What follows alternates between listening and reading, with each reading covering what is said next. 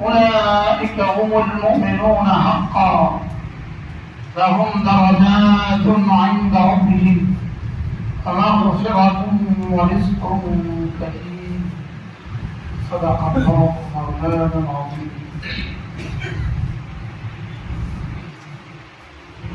আল্লাহ তাআলার ফজল, আল্লাহ তাআলার করম, আল্লাহ তাআলার মেহেরবানি, তিনি আমাদেরকে আল্লাহ তাআলার জন্য এই জমা হয়ে কিছু কথা বলার শোনার তৌফিক দিয়েছেন। এজন্য বলি আলহামদুলিল্লাহ। অল্প সময় আপনাদের সামনে পঠিত আয়াতে কারিমার আলোকে দু চারটা কথা আলোচনা করা হবে ইনশাআল্লাহ।